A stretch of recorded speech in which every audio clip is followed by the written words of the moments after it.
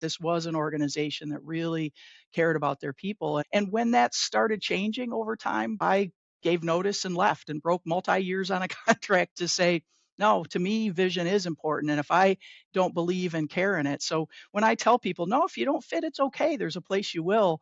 They think I don't have any meat behind it. Oh, no, I do. I walked away from a lot. But what I always looked at was what I walked to, which was just awesome. Continuing a journey where I can be aligned with the vision and help to really be a storyteller within the organization. Or as CEO, I was the storyteller of the organization. Vulnerability-based trust needs to be at that leadership team level. And then over time, it rolls through the organization and you help it do that. When you have vulnerability-based trust, that trust that is all about us being able to say, ooh, that's on me, or I'm wrong, or maybe I wasn't thinking about that. That trust, that's that hard thing to say that I'm not going to be political and say I'm always right. Heck, I'm not always right. I've been wrong today, I'm sure already. Yeah. And so it's when you have that, then you can have healthy conflict. Now everybody can step up and you're not dancing on eggshells, right? You're not expecting to hurt feelings because this is about our team. This isn't about, each of us. This is about all of us.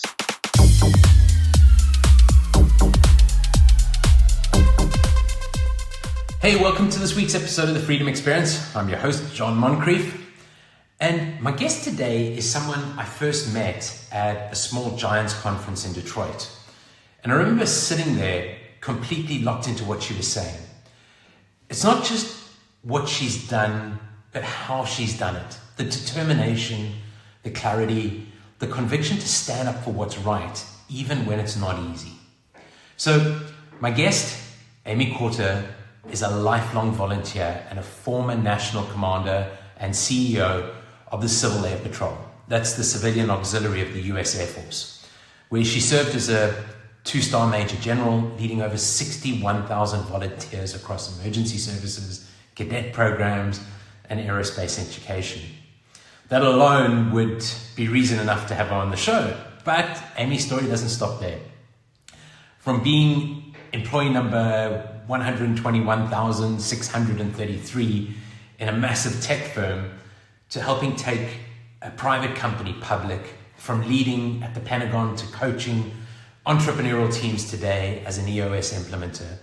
Amy's worn so many hats and been in so many different leadership roles. I had to get on the show. And underneath all of this is this consistent thread from a values, service, and a drive to create real impact. So in this episode, Amy and I talk about why values matter and how to tell when a company's no longer living them. We also talk about how to create healthy conflict and build team trust in leadership team settings, and what it really means to lead with vision and how to keep moving after you've reached a mountaintop, how to go on to the next mountaintop or the next big thing in your business. So with that, let's dive into this week's episode with Amy. Amy, welcome to the show. It's so good to have you on finally. I've been looking forward to this and really excited for our conversation. I've been looking forward to it as well. Thank you. So we were talking just before I hit the record button, we were talking about the roles you filled and how many roles you filled. But something I really admire about you, and having listened to you speak at Small Giants, is your leadership abilities. And I'm really interested in and really curious about where that came from, where this calling to serve and being a leader came from, and how that kind of affected your career trajectory. Well, backing up probably farther than you wanted to, although, I do have a bear in the background, stuffed bear, so maybe that sent me back to my childhood. But I think that some of it was just where I grew up. I grew up in a neighborhood. We were on a dead-end dirt road, and everybody had gardens in the backyard. Some people had garden hoses. We had buckets and arms, and so one of the things that I recognized, I was kind of between the ages of all the kids around me, and so there were a group of guys that were probably 2-3 years older than I, and some a little bit younger. And then there were only a couple of girls. One was my age, but I swear she never came out of her house. And a couple of them that were older and younger. And I had a sister 5 years older, 5 years younger. So I kind of was that in between, kid. And I think, as I looked at our neighborhood and we were all, going to stay there together, nobody ever left. And I think that some of what I learned was how to get along with a lot of different people and even Yeah. later bring them together more.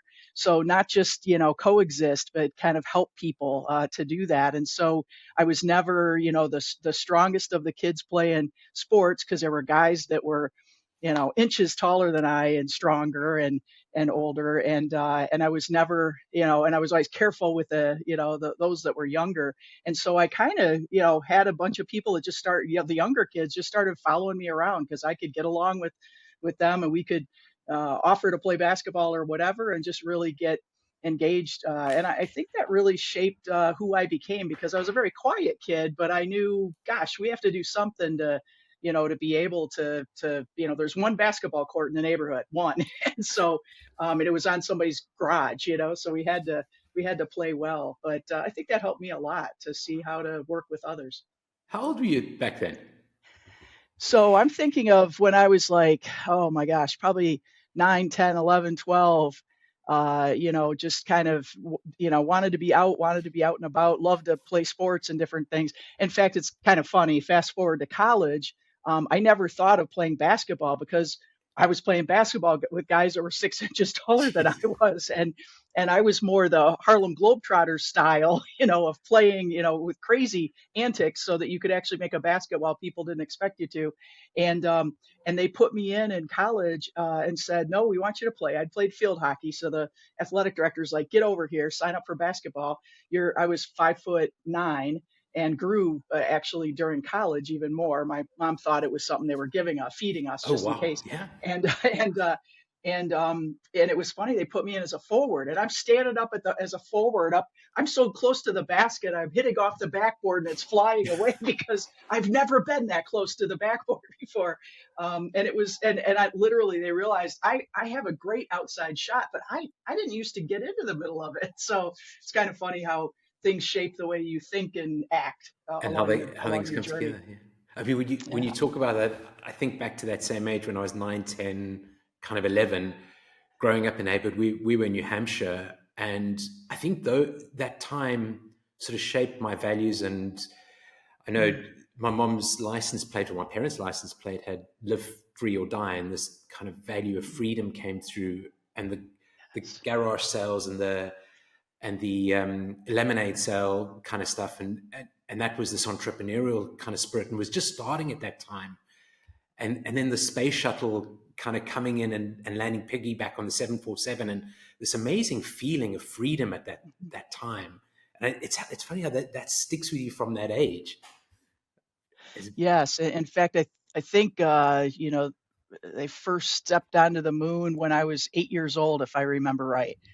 And I remember this evening, and we were my mom was having us, change up the living room. We're moving everything and vacuuming under everything and putting it back in a new place so we could trip over it because we'd forgotten. And we were in the middle of all that, and some of the furniture was actually out on our front lawn, and because we were cleaning the rugs, and my mom all of a sudden hollered, just called for us to come outside. And all of us thought, oh no, something like she fell or I mean, something crazy happened because of the way she said, wait, get out here. And so we all like scrambled outside. And my mom's standing there pointing at the moon. Now it was still, it was evening, but still visible. She points up at the moon, and my sisters and I are looking at each other. And, and I'm sure my dad was like, uh-oh. And, and we said, yeah, mom, like that's the moon. It's, you know what? You'll see it there tomorrow. It'll move a little, but, and she said, no, no, no, stop and look. So we all faithfully stopped to look.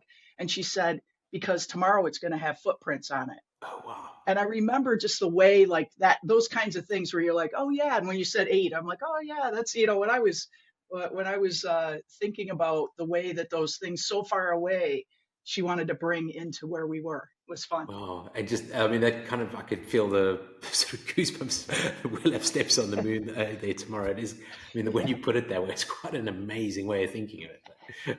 Yes. Yep. Your parents played a big role in your values, and your mom and your dad. Your dad was very entrepreneurial. Maybe Mhm. just kind of give us a sense of how that played into your values and shaped you. Yes. Yeah, my dad just, oh my gosh, loved, he had multiple businesses in but construction and kind of formed together, and grew up outside Flint, Michigan, but his offices, his work was in the city of Flint, and it was just interesting because I equated entrepreneurial with working like mad. My dad, and especially in the summers, 18-hour days. If I wanted to spend any time with him, I had to get up at 6 o'clock in the morning to get his bowl of cornflakes ready to go. And which I did. And then he would be home really late at night, and I would be sitting on the back steps to say hi.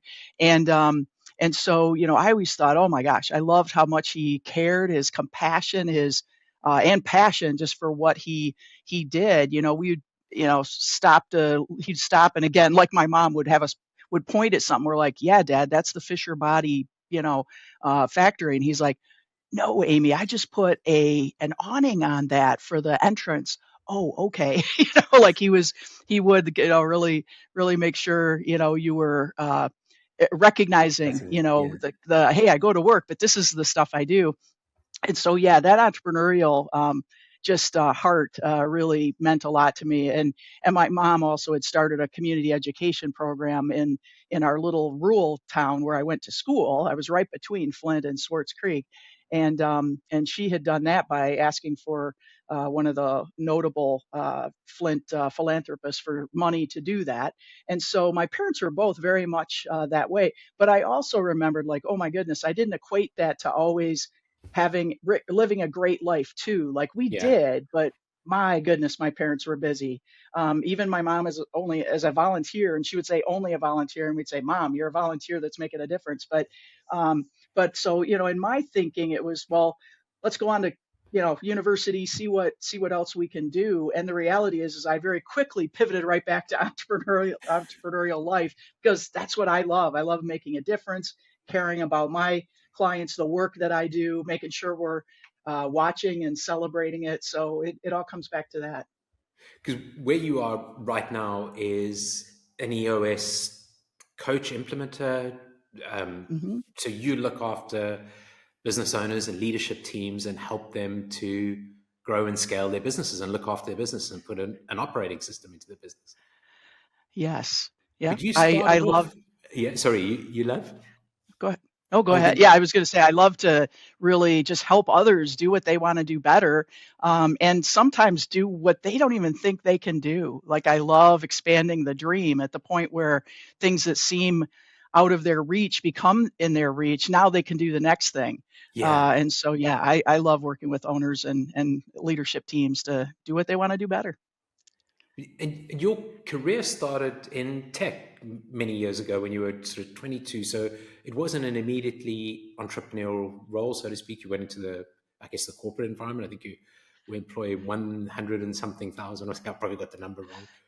Yeah, it was, It's big. yeah, 120, yeah, I think it was 121,633 was my employee number, so that'll tell you something. But yeah, and that was when I really thought, like, wow, this is it. Like I'm joining this huge organization, and really getting to again make a difference. I went to when I went to college, I was trying to figure out what I wanted to do, because I loved a lot of things. So I chose a liberal arts degree because I could, take classes in, psychology and education, the social sciences, and as well as the hard sciences, computer science. I also had a math minor, and just that ability to have that variation and that Yeah. that distribution of things. So got a chance to go to France when I was a third year, and spent my year there in France, in Strasbourg, France, in a French university, in another language. Oh my goodness.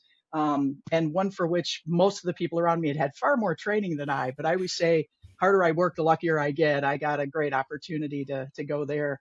But that ability then to say, well, okay, so now I could go and do anything. And oh, by the way, I have a lot of loans, so I'm going to get a good job.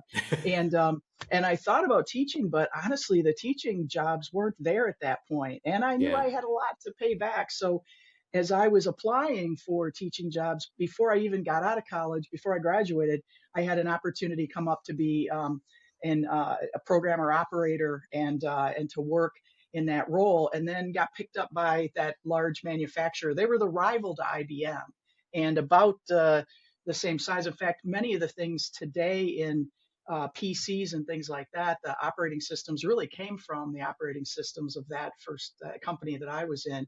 Um, but that entrepreneur didn't see the best way to continue to grow, which is something also to really remember. You can absolutely grow and scale if that's what you want to do, but boy, you have to really think about it. And it's another reason I think I really love Small Giants, where people just want to be their best, Yeah. whatever that means to them, and it isn't really about just scale and A growth for the sake of all the growth. time. Yeah. When you reflect on that and you look back now on where you are and you're coaching and working with leadership teams, and you think back to that time working with that owner who maybe didn't quite get it, what was missing back then? Often we tend to, think we can, we look at history and history is a great measuring stick for us, right? Look back to see where we've been, but people don't always think, well, if I've come that far, look how much farther I can still go. And so I find that we limit ourselves. I love, and there's positive intelligence, PQ, Yeah. that people will talk about just being able to think that, I mean, I remember, this is a crazy story, but at one point I was the young careerist. So obviously a long time ago, I'm the old careerist now. I was a young careerist in an organization. They recognized me. I went all the way to the national level, gave this presentation to thousands of people in Niagara Falls, New York. Scared the heck out of me. It was great. And in that organization, though, they then said, I just felt really compelled to help them. I mean, they had helped me in presentations and all kinds of things, recognized in my career. And at the time, newspapers were still very much a thing. So I had all these local newspapers and even beyond local, recognizing me for that. And so I'm a member of the organization, and I saw something that really. It was coming up on its 75th anniversary, and it's the Business and Professional Women's Organization. So if you think about it, in Michigan in 1919 in Detroit, three women got together to go have lunch. Doesn't seem like a big deal. In 1919, women should have had a male escort to go to lunch in a Chaperone. restaurant. So chaperone, yeah. So it was a big deal. And so 75 years later, I happen to see, oh my gosh, I'm at the 75th anniversary of this organization. That's pretty awesome. And I got to meet some of the folks who had made a difference over time. And I thought, we should do something about seeing again, much like I do with my clients today, where can this go? Like it was clear where we'd been, but Yeah. where can it go? One of the women who was the Michigan and then national president had been on President Nixon's first commission on women. And so, you just see all these places and I'm thinking, what are we doing now? What can we do?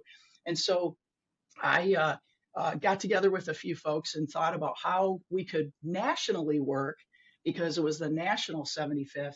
And so we created basically a project plan and a group. And I realized if I needed funding to get people together, long before, getting together like this across continents, Jean, right, is really a thing. And so, I put this plan together and then I had to go in and present because I needed some seed money, about $10,000, but it was all going to come back. Yeah. And so I because we are going to fundraise and things. So I put this plan together, went to meet with the executives from the Michigan board, which I hoped would support the funding. And everybody's significantly older, and I'm always presume wiser than I.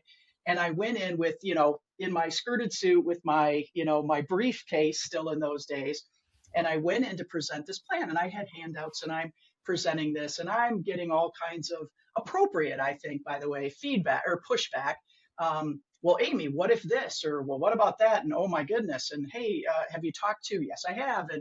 And so at the point where it just was kind of hitting the crescendo of me thinking, this is heading in the wrong direction a little too quickly right now.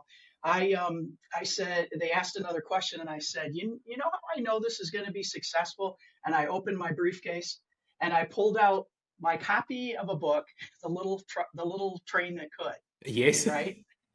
And I sat it on top of my briefcase. So it's sitting up so they can see the title of it.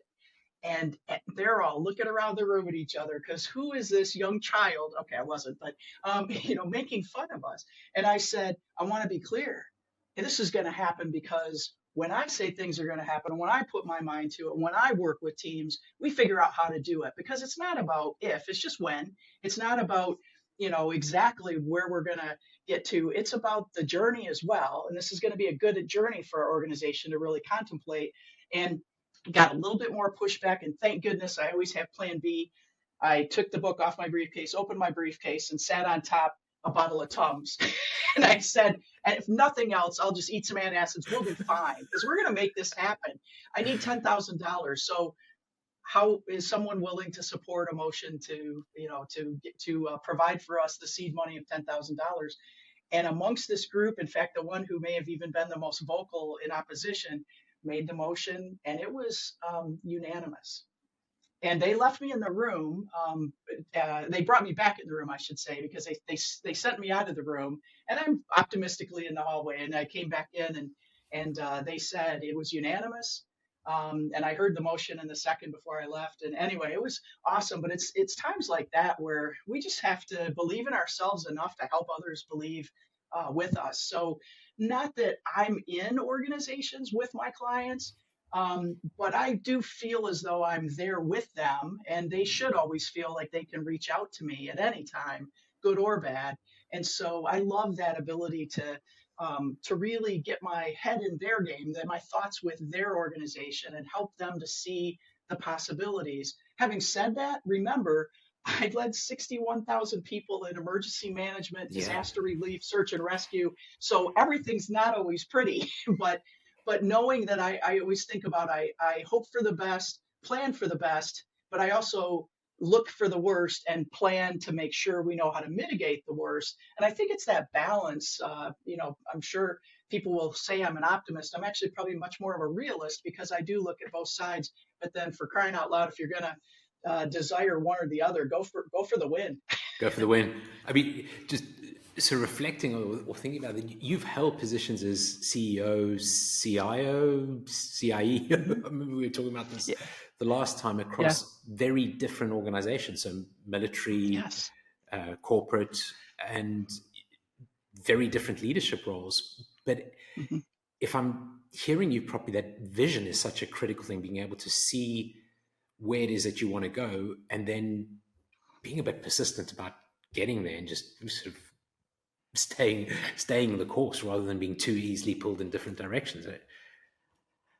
Yeah, absolutely. Vision is critical. And, I can think all the way back to, those where we first started with, being a kid and trying to get, our neighborhood not to, have turf wars, literally, and over the basketball court I wanted to play on. And so, it's that thinking of, hey, look at where we can go together. Look at what we can do and have the possibility of doing. And hey, if that's not you, it's okay. Like, there are great people who do things that are very different than I would do them, or very different than, a leadership team may want to go. That's fine. But what's important is to make sure if you've got folks on your team that they're lined up and they know where you're going and why. As I often tell my teams, and sometimes I think about it, the leadership teams, when they've just really achieved something, I'm like, wow, you feel like you're on the top of the mountaintop right now, don't you? You just doubled your profit margin. Like, this is crazy, right? This is amazing. And you didn't do it by raising prices and by, cutting people and laying folks off. You did it through figuring out the best ways to improve, to be more efficient and effective. And as a result of that, here we are celebrating. But don't forget, we're at the top of the mountain, right? They say, yes. And I say, you know what the view is like from here? And they're like, oh my gosh, it's lovely. I said, yeah, until you get back to work. And then where are you looking? Everywhere is downhill from here. I said, so get your eyes back on the next mountaintop. Like, we need to decide what's next before we leave today, or else everything is just going to be downhill. So I think that's the vision is just so important to share and to get shared. And being able to, to tell that story. And when I work with teams, I talk about leading and managing. So it's got to be both, so that, leading is really directionally, where are we headed and why? And, then we'll get to the how and the management and the what we need to see each week to get there. But it's getting that overall kind of vision, direction, that's where we're going, right? And making sure everything lines up properly, and that we're all moving in the same direction to get where we want to go. And I guess sometimes whether it's a quarter and you're celebrating and you're at the top of top of the kind of mountain, if you haven't got the eye on where you need to go by the end of the year or the next quarter or further out, you're sort of at risk of downhill, as you say. And so many businesses hit that Yeah. plateau, get stuck there, and they just don't see where they're going next. Let's go. Yeah. Let's keep climbing. Yeah, and whether it's they can't see, haven't said it, sometimes it's having that belief or fortitude that that wasn't it. That wasn't our last hurrah. That there's more that we can do, and I do think that it's important to help teams to find that. Not to keep celebrating, but but also ensure that you've got the path ready to go forward.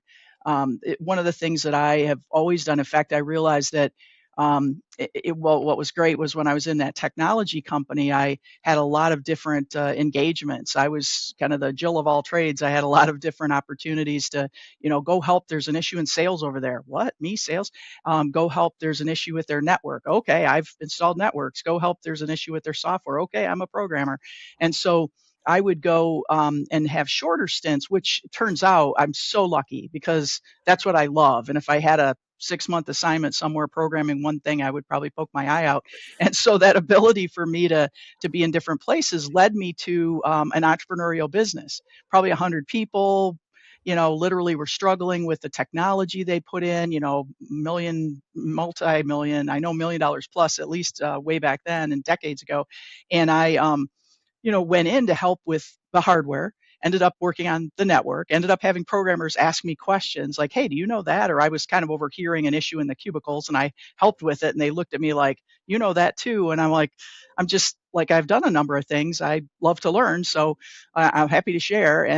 And so over time, then I realized how much their values that were visible. They were on walls way back when people didn't do that often. They didn't share their core values. They didn't share all of that. And so I joined that company, and that's how I went from big company to a privately held company, a family business actually, to then uh, moving into that company. We ended up taking to the New York Stock Exchange. We IPO'd and took it public. So then I led 2 divisions of that, and we had global presence and alignment. And again, I'm now sharing the vision that came from the top, but it's still one that I need to really work on so that my team understands it. Because as you get larger, I think in fact we had a core value that it was awesome. It was get bigger, behave smaller. Nice. And that was really true. This was a small giant. This was an organization that really cared about their people. And when that started changing over time, I gave notice and left and broke multi-years on a contract to say, no, to me, vision is important. And if I don't believe and care in it. So when I tell people, no, if you don't fit, it's okay. There's a place you will. They think I don't have any meat behind it. Oh, no, I do. I walked away from a lot. But what I always looked at was what I walked to, which was just awesome. Continuing a journey where I can be aligned with the vision and help to really be a storyteller within the organization. Or as CEO, I was the storyteller of the organization. And you have to tell that And story until it echoes back at you. You got to just keep yeah, sort of selling it and telling it, and until it comes back at you. yes. Yeah, and what I always look for coming back is that I see people doing it. They're making decisions in the field, if you will, the frontliners, others, every day. And I sometimes call those micro decisions because they don't even think about them as decisions, but they're things that they're doing. Do I improve this a little bit more? I'm not sure if it's really going to be valuable for the client, or do I not? How do they decide that? Well, it depends what your values and your vision tell them. And so, yeah, I think it's so important for us to echo. You joined that company because of its value. So you were with a much bigger organization, and they Mhm. were a client of yours, if I remember correctly. Yes. And you actually felt like the values aligned with your values, and that was really important for you. And then Yes. ultimately, what you're saying is down the line, the values of that organization or the people leading the organization weren't sort of true to the values anymore, which for you was a problem. and Yeah. ultimately meant you left. Absolutely. And it was 20 years. So, Yeah, you could say, across that time, we were now on the, I guess, third CEO since then, and things are different. So, yeah, I think whatever the amount of time, whatever the words, and but I really looked at words and actions. Were the words the same? Absolutely. They were on every annual report. They were on the wall still. They were on the wall of many, yeah, organizations or many buildings across the globe, but we weren't living them. In other words, what I was seeing, being in some executive meetings and things, is we weren't making decisions that lined up with that. And that's really what I think about, which actually has me really, that's why I really think about the frontliners. It's decisions they're making.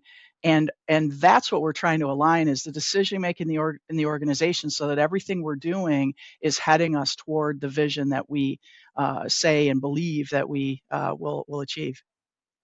yeah. And I mean, I guess what I'm curious about is how, or do you still struggle with some business owners and leadership teams to help them to really grasp the importance of core values and that vision. I think back to, in terms of EOS and reading the book the first time many years ago with Rob Dubé, and him saying, well, can we leave this fluffy stuff to later? I think is kind of how he puts it in the book, but how Gino pushed him to, you need to get these core values sorted out.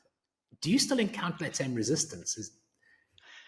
Yes, I think I often may encounter more resistance about uh, just not changing core values, because I think that the book, I think initially 2011 is the copyright date on the version I have anyway. And you think back then, how many people, how many organizations espoused their core values, really talked about them. Not quite as many.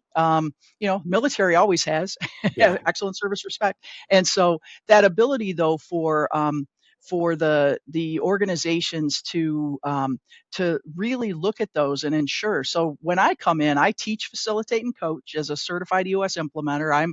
I'm not a business advisor, but boy, have I run a lot of businesses. Absolutely, I'm still owner, co-owner. Some that's not why I'm there. I'm there because I know which questions to ask yeah, to generate the ideas. So I'm asking the generative questions that really get the answers from the room, because they're not my answers. Some of my clients would choose to do things very differently than I would.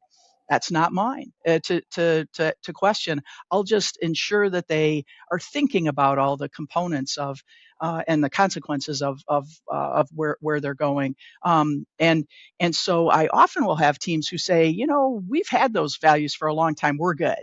And I'll say, okay, great. I love that. This will speed up our day. Aren't you thrilled about this? This is great. So let's test those. Let's pressure test those. And so I'll spend some time still doing the same thing I would have done anyway to discover those. And then as we do that, we recognize that I've never had a team who didn't change something. And sometimes it's whole scale changing. But what yeah, they're doing is also getting that shared vision. That's what's different. Somebody came up with the values. Maybe even it was a team. Heck, it could have been a subcommittee in the organization. People love doing that. Hey, let's have our people tell us. And I say, well, be careful. That's how you get accidental values, the values they want, not necessarily the values the organization needs to be its best, right? So hang on, like this usually starts from the top and goes down. And as we discover those, then we play I always joke my favorite EOS game show, Keep Kill Combine, and we get so that we have not just what a handful of words that are the values, but also we start defining what those are because of how we bring them together. And I think that's kind of the magic of having someone like me, in the room to facilitate that, is that they then really get to come together and have healthy conflict about what they really meant by that. So even if they have some of the same words as the values themselves, they're often putting different definitions and much clearer definition of what it is, and of what they want to define how that team is going to work together. So yeah, couldn't be more important. And I have teams that have everything from profanity and core values to Bible verses and core values. I'm just always careful not to schedule the two sessions side by side because I might not change my vocabulary properly, but that ability to just let them be who they are, I think, Yeah. also speaks volumes to the EOS process. It's just an operating system. It's not. It's just like anything else. It's all everything they do. Their apps, what they do is just going to ride on top of it. This is just something that holds all of that space for them. What holds leadership teams back from finding the growth and momentum they're looking for at the moment? Even when you're implementing EOS, where do you see the challenges that seem to hold some teams back from moving forward? Yes, I say, we say that, we develop the vision, we find great ways to help them, again, in teaching, facilitating, coaching them to garner accountability, which is through leadership and management. And also we continue to just elevate team health.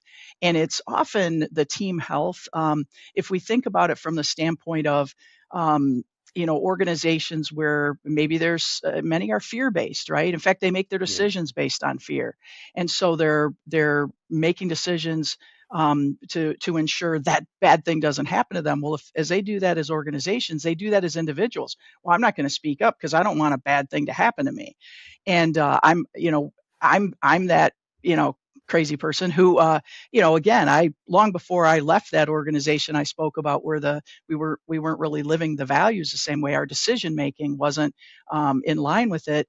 I had that conversation 10 times, literally. I can tell you at least 10 times, because I would intentionally say, here's what I thought we were going to do based on what this value says. Here's what we did do. Help me. Yeah. What am I missing? Because every once in a while, right, you'll be missing something like, oh, here's the other. Oh, okay, great, thank you, right? On the other hand, when it's like, yeah, no, we're just not going to do that. I say, great, then let's fix this. Let's fix the values so that we do know where we're going. Because otherwise, we're heading this direction. Our teams are heading in that direction because that's what we say on paper, and we're just making ourselves really less and less productive, efficient, and potentially healthy. And so that team health really is an important part. And we have to have people be willing to be open and honest and vulnerable. And Yeah. so when I'm looking at potential clients and I'm vetting them, I will rarely tell you, I say, oh my gosh, they're going to be open, honest, vulnerable. Life is good. This will be such a great client. My great clients, I love a challenge. So I'll say that my great clients are those that aren't there yet. And most teams aren't. They may have a great vision, but not execute it. They may have execution, not have a great vision, or not have team health. So there's always something missing. And if there's not, I'm like, handing them some books and patting them on the head and sending them on their way and telling me to call me if they ever need me. I really want to make sure that I help teams to gain that health, which starts with the leaders. Yeah. It starts with the leaders being willing to tell the owner the emperor has no clothes. And being able, as the book goes, nobody wants to tell the owner, the emperor, that Emperor. that Yeah. they don't have clothes on, right? And that ability for us to, I always say, praise in public, criticize in private. Have those conversations in spaces that enable people to really be humble and take some thought around it and ask questions. But creating that team health, and that's such a blessing. Like, it's such a force multiplier in Air Force speak, that when you have team health, anything that you run into, you're going to figure out, because your team's not going to be saying, well, I don't know, should I say that? Because that's not going to be popular. It's no longer then about popular. It's really about the genuine care and concern for our people and where we're going as an organization for the greater good of the organization. And so then it makes it easier to make those decisions. They're not politicized. People are willing to speak up even when it's tough. And I always say, when people speak up like that, those are gifts. They might be badly wrapped. They might be yelling at us, but it's still a gift. We still Yeah. should be saying thank you, taking that information, really, getting to the root of it, figuring out what we need to do, and getting strong and healthier. So teams that get healthier and healthier over time, I think are much more resilient. They're just more sustainable as an organization, because somebody will, call out the issue and point to something they need to worry about and start acting on it. So as particularly as business owners and founders of the business, we've got to create that space for our people to be vulnerable as much as we ourselves need to be vulnerable, but give them that space to really kind of say what's on their mind and unpack it, not just note or acknowledge it, but really Yeah. unpack it. And there's so much gold that's going to come through from those conversations. Yeah, Yeah. absolutely.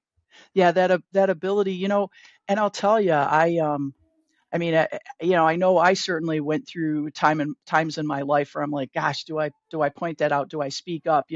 Employee 121,633, here for duty, to tell you that something's wrong. I could just be squished. I'm just a tiny ant in that whole thing, and yet I would speak up. I would go to my manager and say, I'm seeing this, and is that going to be an issue? And ultimately why it was easier for me to leave behind a company car and an expense account and a credit card and all kinds of fun stuff and um, uh, different projects that really I was just thrilled to have the opportunity to pursue, to go to that entrepreneurial business where what they said is what they did, and how they said they cared was how they cared. And so for me, that knowing that I was still willing to speak up, and I had a great manager who was willing to listen, and we did some great things as a result. In fact, we got recognized for some programs and things that we did in our unit that the unit next to us would have been probably scared to try to To do. step into. So I remember not recognizing as much then as I certainly do now how that manager really supported me, and he was sticking his neck up, above where mine was, I mean, there was but yeah, something it's I noticed about you, and when I listened to you speak at the Small Giants event not long ago, was yeah, basically standing up for what's right and standing up for other people around you. Um, and I think I feel like, particularly for women, they're far better at negotiating on behalf of others than for sort of mm, negotiating on their own behalf. And one of the things that mm, came through from what you were saying, and I saw news, that didn't matter which way you were standing up for, you almost weren't scared to stand up for what was right, whether it was something that you believed in or for somebody else, which I truly admired. But yeah. yeah, I think it's important. And well, and to what you said, it is always easier for me to stand up for somebody else. I tend to be the person who says, okay, yeah, I'm one of that class or whatever, I'm one of that group, I'll stand up. But that ability to really care enough about others to Yeah. do that, and inevitably you got to care enough about yourself. You're not going to be in a great position to get things done and do what you need to do if you're not doing some advocating for yourself as well when needed. But I have spent so much of my life and career advocating for somebody else, the two teams of basketball players in the neighborhood, all the way to the 61,000 people who are, prosecuting search and rescue missions and things for the Air Force. I would be in Yeah. the Pentagon with meetings, and believe me, I was advocating, or to Congress because we were congressionally chartered, or to 2 stars and 3 stars are all over the place, for whom we prosecuted the missions and also needed some assistance, even though our funding went through a different stream. So crazy, crazy, opportunity to really learn how to do that well. And I just found that I have to tell you, for folks who say, well, but how do I really do that? Like, I'm worried, I'm scared. How in the world do I step up? Just start small steps. And I'll tell you, again, even if it's a badly wrapped gift that you get back and somebody's screaming at you because you're just not going along.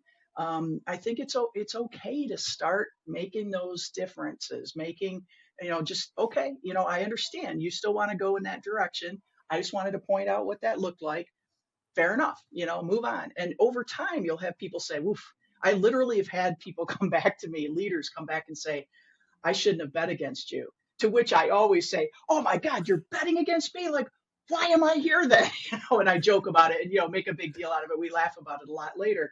But I have literally said, I should quit betting against you. And I said, I don't think you should have ever started, because I would never bet against you. Yeah. That would be so unfair to Yeah. stand in the hallway outside the meeting to say, yeah, I kind of agreed in that room. I nodded a lot, but I got out here and said, yeah, wait till she fails, or wait till they fail, or wait till. So it's one of the concepts too that is kind of true to me all the way through, and very much an EOS concept as well, that it's one vision, one voice, one team. And if you're not Love at it. Yeah. that point, yeah, if you're not at that point, it means that you've got to have a healthy enough, culture, and to have that healthy conflict, to have the conversation. So if at the end of the day you wanted plan B and we're going with plan A, you at least need to feel like you've been heard. And if you've been heard and the team is still heading the other direction, that's your choice then, not theirs. That's your choice. You're following, or if you're not following, get off the team. Get Like off. you don't Yeah. get to sit in the middle. It's just not. It's counterproductive for the team, counterproductive for you. Inevitably. And so yeah, so many things come back to vision, traction, or team health. It's amazing. You know, I guess one of the other things that stands out for me with teams and with CEOs and is trying to do too much. And the conversation we had last time, you seem to have a lot going on. You sort of involved in a lot of great things. How do you balance that, and how do you advise business owners and teams to say no almost to some things? Because I think that's probably a key thing. But how do you handle it yourself, and how do you advise business owners when you're seeing there's too much that they're involved in? Yeah, well, admittedly, I need help, and so I go to the strategic coach workshops. I'm a strategic coach person, so once a quarter, I'm in a room beating myself up. No, I'm in a room being reminded of really ensuring that I'm making intentional decisions around the work that I'm doing, that I'm putting the right percentage of my time into focused. Whether it's revenue generating, or I always say I might be fundraising, I might be friend raising. Yeah. To doing those, as well as that time to kind of catch up and administratively get ready, as much as well as that time to reset. Yeah, Gino Wickman has as well a great set of disciplines, 10 disciplines that have been around for a long time. And he and Rob Dubay, whom you Yes. mentioned, it wrote the book Shine, and I'm just a great believer in helping our inner journey Yeah. as we're doing our work. And I'd advocate that folks pick up a copy or let me know. I have at least 20 Shine copies right now, and I just And we'll drop it into the give notes those as well. freely. It's a Yeah, great book. I Yeah. give them freely. And I do think that there's a lot of it's back to that entrepreneurial. Watching my dad, he had some balance in that 6 days a week he was that busy. In the winter sometimes when it got dark out, it might have actually gotten him home earlier. And but on the seventh day he was at church, trustee of the church, or fixing the boiler, or doing whatever you need to do, but also resting and spending time with family and all of that. And so while it was a different balance than I try to strike, it's still making sure that you're balanced. So some of my balance comes from the boards that I'm on, knowing that they're doing great work or supporting things that I believe in. And so whether being on the board of trustees for my alma mater, and is at work, well, sure, but it's also just such a rejuvenating place for me as well. So I think intentionality is important, and having Rob and Gino and Dan and others really Yeah. remind me that I have to make those decisions carefully and thoughtfully, and no is a whole sentence. And you're right. No is a whole sentence. And I think I was going back to Lencioni's six types of genius, and where you find your Yeah. energy, what Yes. sort of fuels you. And I think of you've got 20 something teams you work with. You're on different boards. Um, Mhm. you, I'm imagining you're probably going to get involved with things that are going on because of the tornado or the hurricane that's just hit where you live at the moment to help people. Mhm. But I suppose, in part, for some it might seem like work, but it's where you draw that energy and being Yeah. intentional about what you're doing and knowing what gives you energy. And I really enjoyed Lencioni's book on, or the six types of genius, I think it is. And and obviously Working Rob's book working is Working genius. Genius. That's it. Yes, yes. So Yeah, yeah, that's also a terrific book. And sometimes with my leadership teams, they'll get to a point where that's a really helpful book for them to see the different levels at which people think and the way that again their energy is best spent.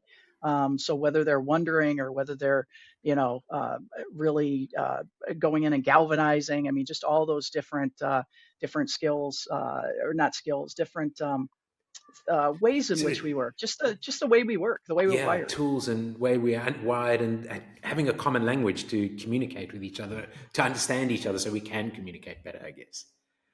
Yes, What yeah.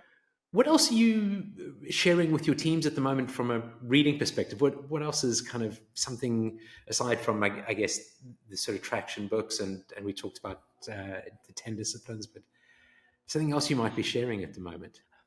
Yeah, we've talked about team health a little bit. So, and you talked about Patrick Lencioni bringing up Working Genius, and there's a number of his. I have his Yeah, library, and so I tend to, and because we've just finished the annual season, everyone's redoing their 1 year plans and 3 year pictures and all of that. I'm just about to start next week. I will start 3 weeks solid of of sessions in seeing how the first quarter went. So one book though that really resonates with teams when I spend more time on team health is Patrick Lencioni's book on the 5 dysfunctions of a team, which people may have heard me talk about before. It's so helpful, and it is. Who would have read it if it said 5 functions of a team? So he yeah, had to name it 5 dysfunctions. But he really speaks to the how you function in those 5 ways that you need to be able to be, and back to trust, right? Vulnerability based trust needs to be at that leadership team level. And then over time, it rolls through the organization and you help it do that. When you have vulnerability based trust, that trust that is all about us being able to say, ooh, that's on me, or I'm wrong, or maybe I wasn't thinking about that. That trust, that's that hard thing to say. I'm not going to be political and say I'm always right. Heck, I'm not always right. I've been wrong today, I'm sure already. yeah. And so it's when you have that, then you can have healthy conflict. Now everybody can step up, and you're not dancing on eggshells, right? You're not expecting to hurt feelings because this is about our team. This isn't about each of us. This is about all of us. And so thinking about how to build that healthy conflict that then builds commitment. Commitment is where you've been heard with healthy conflict, so now you can commit. That gets us accountability and results.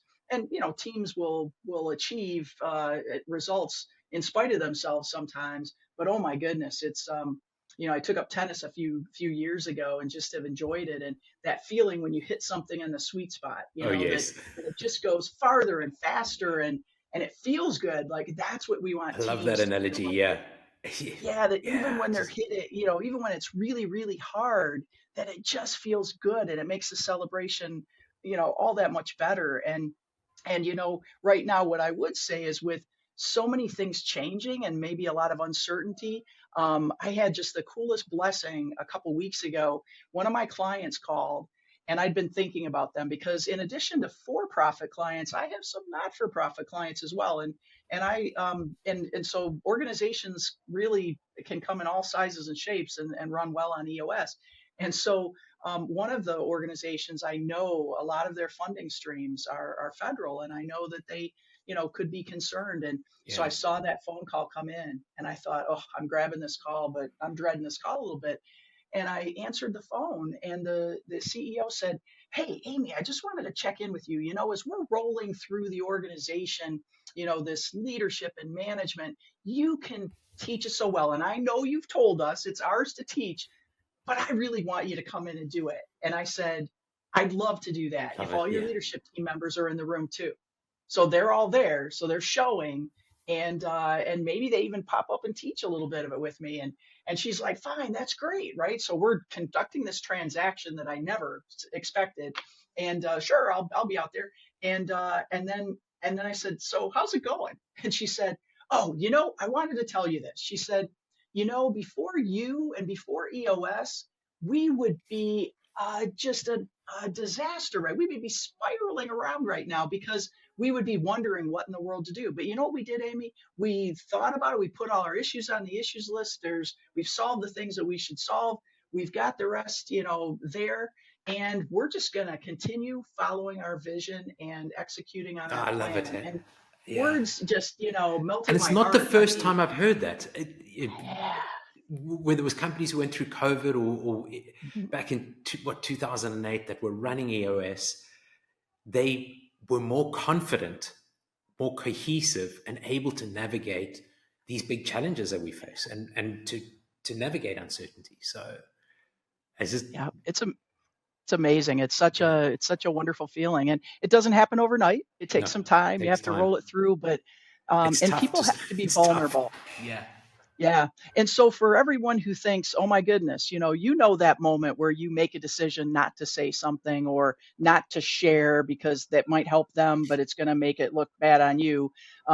Hey, do it. yeah, I will say, even if I like stepped away from that company because I wasn't willing to go along with something that wasn't what we said we were doing. And when I left, I mean, they threw a big party for me. I'd been there 20 years. This wasn't like an overnight thought. I'd been very loyal, very much there.